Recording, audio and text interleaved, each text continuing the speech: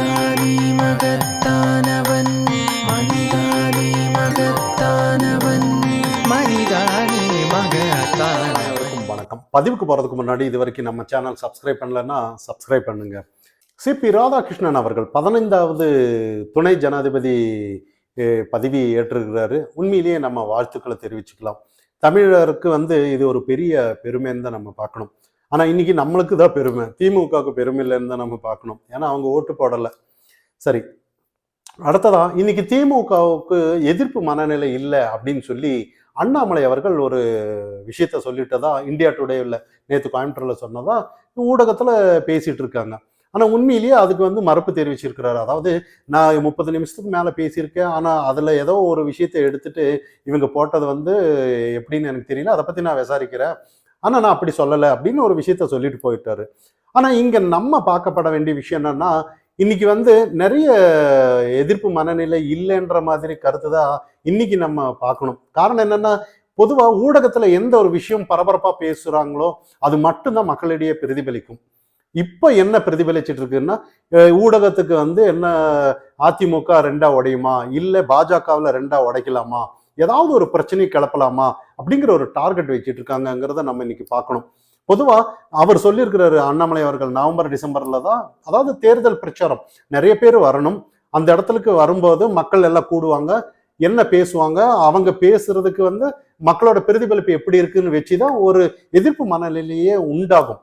ஆனா இன்னைக்கு எதிர்ப்பு நிலை, தீய சக்தி, மக்கள் விரோத ஆட்சின்னு என்னதான் சொன்னாலும் கூட இன்னைக்கு ராஜபோகத்துல இருக்கிற மாதிரி தான் இருக்காங்க. காரணம் என்னன்னா, இன்னைக்கு ஒரு தூய்மை பணியாளர்கள் போராடிட்டு இருக்காங்க. அதை பத்தி பேசும்போது கூட சேகர் பாபு சொல்றாரு, காது கேட்கல அப்படின்னு சொல்றாரு. அப்போ இதை தாண்டி தேர்தல் பிரச்சாரத்துக்கு ஒரு மாற்றத்தை கொண்டு வர்ற அப்படின்னு சொல்றவங்க இன்னைக்கு எதிர்கட்சி யார் யார் இருந்தாலும் சரி, இன்னைக்கு விஜய் எடுத்துக்குங்க, நிறைய பேர் விஜய்க்கு எதிர்ப்பு தெரிவிச்சுட்டு இருக்காங்க. அதாவது என்ன அவரு சனிக்கிழமை வர்றாரு அப்படின்ற மாதிரி நம்ம தான் பொறுப்பு இல்லாம சொல்றோம், அவரு கரெக்டா பொறுப்பா தான் பார்த்துட்டு இருக்கிறாரு. சனிக்கிழமை வந்தாதான் அவரால் பிரச்சாரம் பண்ண முடியும். மற்ற நாளெல்லாம் ஸ்கூல் ஆகுமே, பள்ளிக்கூடம் இல்ல காலேஜ் ஆயிருமே, எப்படி வர முடியும்? அந்த அளவுக்கு யோசிக்காம அவர் வந்துருவார் அவரு. அப்ப நமக்கு தான் யோசனை இல்லை, அவங்க எல்லாம் பக்காவா பொறுப்போட தான் இருக்காங்க.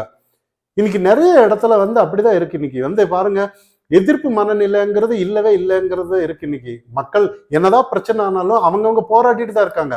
இப்போ மாற்றத்தை கொடுக்குற, இல்ல எதிர்கட்சியா இருக்கிறவங்க, இல்ல மக்களுக்காக நான் இருக்கேன்னு சொல்றவங்க அவங்க கூட கை கொடுக்கறது இல்லையே. இப்போ அப்படி கை கொடுத்து ஏதாவது ஒரு போராட்டம் அறிவிச்சு அதுல ஏதாவது ஒரு தீர்வு கண்டிருந்தான்னா ஒரு எதிர்ப்பு மனநிலை இருக்குன்றது நம்ம சொல்லலாம்.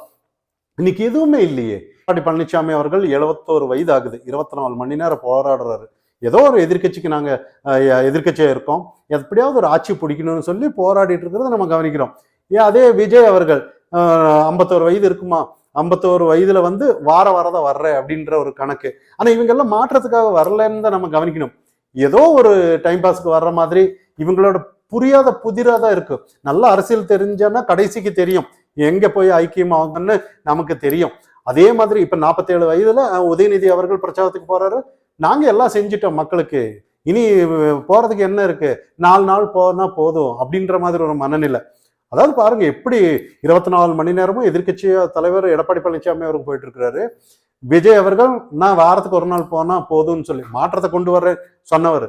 அதே 47 வயது உதயநிதி அவர்கள் 4 நாள் வந்தா நான் போதும், நாங்க எல்லாம் செஞ்சிட்டோம், எல்லாம் மக்களுக்கு எல்லா பணிகளும் நாங்க செஞ்சுட்டோம், நான் 4 நாள் வந்தா போதும், இப்படிங்கிற ஒரு மனநிலை தான் இருக்கு. ஆனா இதெல்லாம் பார்க்கும்போது தேர்தல்ல இன்னைக்கு ஏதாவது ஒரு பிரச்சாரத்துல மக்கள் எல்லாம் கூடி அந்த எதிர்ப்பு நிலை எப்படி இருக்குங்கிறது நவம்பர் டிசம்பர்ல அதிகமாகுங்கிறது நமக்கு தெரிஞ்ச விஷயம். ஏன்னா ஜனவரி பிப்ரவரி மார்ச் ஒரு 4 மாசத்துல நல்லா பற்றி எரியும் அப்படின்னு தான் நம்ம கவனிக்கணும். ஆனா அப்படிப்பட்ட ஒரு ஆக்ரோஷமா ஒரு எதிர்ப்பு அலை யாரு இதுக்கு முன்னாடி அண்ணாமலை சில எதிர்ப்பு அலைய எடுத்தாரு, மாநில தலைவராக இருக்கும்போது எடுத்தாரு. நிறைய வீர பெண்கள் அப்படின்னு சொல்லி டாஸ்மாக் எதிராக நிறைய நம்ம பார்த்துருந்தோம். அந்த மாதிரி இப்ப எதுவுமே இல்லை, அதை நம்ம ஓப்பனா ஒத்துக்கொள்ள வேண்டிய விஷயம்தான்.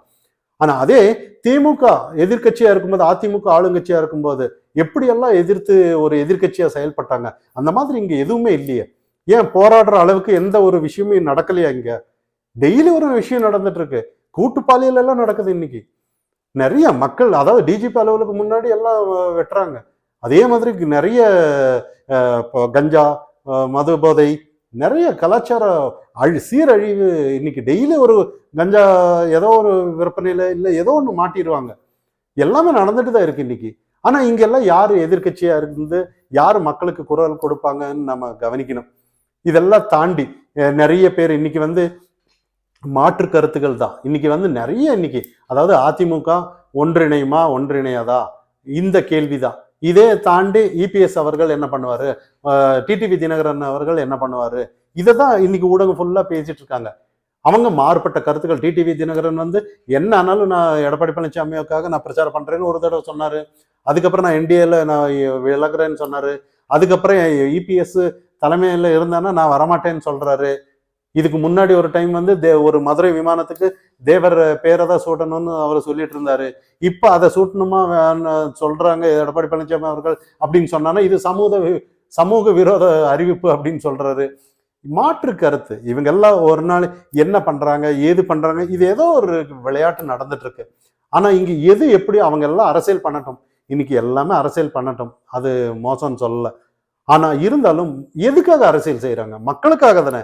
அந்த மக்கள் பிரச்சனையோட இருக்கும்போது அவங்களுக்காக ஏதாவது ஒரு தீர்வு கொடுக்கறதுக்காக மக்களோட நிக்கிறது தானே முறை. இன்னைக்கு யாரானாலும் சரி, இன்னைக்கு நயினார் நாகேந்திரன் ஆனாலும் சரி, கூட்டணியை ஒருங்கிணைக்கிற அப்படின்னு சொல்லி எல்லாம் சமூகமா போயிட்டு இருக்கு, எல்லாமே ஓகே. இன்னைக்கு இனிமே போராடுங்களே, வாங்கல வீதிக்கு வாங்கல. இதை தாண்டி இன்னொரு விஷயம் இருக்கு. இன்னைக்கு எடப்பாடி பழனிசாமி அவர்களை எதிர்ப்பு காட்டிட்டாரு. செங்கோட்டையன் அவர்கள் டெல்லிக்கு போயிட்டாரு, விஷயத்த சொன்னாரு. ராமர் கோயிலுக்கு போற அப்படின்னு சொன்னாரு. ஆனா அங்க போய் அமித்ஷாவை பார்த்துட்டு வந்துட்டாங்க, நிர்மலா சீதாராமன் பார்த்துட்டு வந்துட்டாங்க. நிறைய பேர் எதிர்ப்பு. இன்னைக்கு வந்து யாரு ஈக்குறாங்க செங்கோட்டையனை, நிறைய கருத்துக்கள் அவங்க கருத்தை அவங்க சொல்றாங்க. ஏதோ ஒண்ணு அவங்க அதான் அண்ணாமலை சொல்றாரு, ஒரு கருத்தை அவங்க சொல்றாங்க, இவங்க கருத்தை அவங்க சொல்றாங்க. எல்லா கருத்தும் நம்ம கேட்கணும், நிதானமா பார்க்கணும், இன்னும் டைம் இருக்கு அப்படின்னு சொல்லிட்டு அவங்கவுங்க வேலையை பார்க்கலாம் அப்படின்ற மாதிரி தான் அவர் கருத்து சொல்றாரு. ஆனா ஊடகத்துக்கு அது கண்டென்ட்டா மாறிடுமே. இன்னைக்கு பாருங்க, பொள்ளாச்சியில ஏதாவது ஒரு மீட்டிங்ல வந்து எடப்பாடி பழனிசாமி அந்த இடத்துல விவசாயிகள் ஏதோ ஒரு சலசலப்பு, பிரேக்கிங் நியூஸை போடுவாங்க. இப்ப வேற நியூஸ் இங்க எதுவுமே, தூய்மை பணியாளர்கள் விஷயத்தை இங்க போட மாட்டாங்க யாரும். அப்போ இங்க வந்து முழுசா நம்ம என்ன பார்க்கணும்னா, ஊடகம் வந்து இன்னைக்கு டார்கெட் வச்சு அடிக்கிறாங்க, அதுக்கு இங்க பலி ஆகுறாங்க. நல்லா யோசிச்சு பார்த்துங்க. அதாவது அதிமுகவில் ஏதோ ஒரு பிரச்சனை நடந்தான்னா இன்னைக்கு ஏன் கேபி ராமலிங்கம் அவர்கள் எல்லாம் பதில் சொல்லணும்? அவங்க உட்கட்சி பிரச்சனை ஏதோ ஒன்று பேசி அவங்களுக்குள்ளார சரி பண்ணுவாங்க. ஏன் இந்த அளவுக்கு ரிஸ்க் எடுத்து பதில் சொல்லணும்? நயினார் நாகேந்திரன் ஆனாலும் டிடிவி தினகரனுக்கு ஏன் இந்த அளவுக்கு ரிஸ்க் எடுத்து பதில் சொல்லணும்? ஏதாவது அவங்கவுங்க வேலையை பாருங்களேன்ற மாதிரி தான். ஏன்னா வேலை இல்லாதனாலதான் ஊடகம் எல்லாம் உங்களை சுத்தி டார்கெட் பண்ணிட்டு இருக்கு. நீங்க ஏதோ ஒன்று சொல்ல அவங்க ஒன்று புரிஞ்சிக்க அதை வேற மாதிரி டிவியில டெலிகாஸ்ட் பண்ண இதுதான் நடக்கும் இன்னைக்கு. இதே நீங்க பிஸியா இருக்குன்னு சொல்லிட்டு போங்க, அதானே முறை. ஊடகத்தை நீங்க எதுக்கு மதிக்கிறீங்க? அப்படிதான் கணக்கு பேசணும். ஏன்னா ஊடகம் சரியில்லைன்னு சொல்லிட்டீங்க, வேற மாதிரி நீங்க ஒண்ணு பேசுனா வேற மாதிரி பேசுறாங்கன்னா, ஏன்னா அவங்களோட நிலைப்பாடு அப்படி இருக்கும்போது நீங்க எப்படி அதை எதிர்த்து கிட்ட எப்படி நீங்க சேர்த்தணும் விஷயத்த அப்படிங்கிறத பாருங்க. இதை தாண்டி அவங்க ஒண்ணு சொல்லுவாங்க இவங்க ஒண்ணு சொல்லுவாங்கன்னு சொல்லிட்டு போனான்னா மக்களுக்கு உண்மையிலேயே சொல்றேன், நல்ல இது நடக்காது. இன்னொரு விஷயம் வந்து யதார்த்தமான விஷயம் என்னன்னா, மக்களுக்கு இன்னைக்கு வந்து மனநிலையில திமுக எதிர்ப்பு இல்லை. திமுக இதெல்லாம் தாண்டி மக்களுக்கு அந்த அளவுக்கு வந்து ஏதாவது ஒரு போராட்டம் இல்லைன்னா ஏதாவது அந்த அளவுக்கு ஒரு அரசியல். இப்போ ஒடிசாவில எல்லாம் நவீன் பட்நாயக்கு எதிராக சில பேசினாங்க.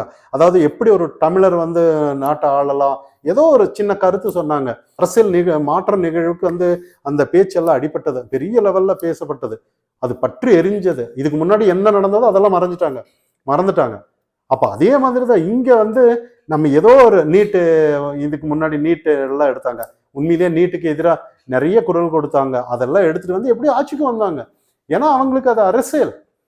அதே மாதிரிதான் இன்னைக்கு வந்து நீங்க ஒரு உண்மையிலேயே அவங்கள மாதிரி செய்யணும்னு அவசியம் இல்லை. ஏதாவது ஒரு மக்களுக்கு வந்து நடக்கிற விஷயத்த உண்மையா மக்களுக்கு நடக்கிற அநீதி அக்கிரமத்தை எடுத்துட்டு கொண்டு போய் சேர்த்துனாலே போதும். இது மட்டும் கரெக்டா பண்ணான்னா எல்லாமே கண்டிப்பா அதிமுக பாஜக கூட்டணி ஃபுல்லா அமையணும்னு அவசியம் இல்லை. மக்கள் தானா இந்த கூட்டணியை வந்து வெற்றி பெற செய்வார்கள். கூட்டணிக்கு யாரும் வரணும்னு அவசியமே இல்லை.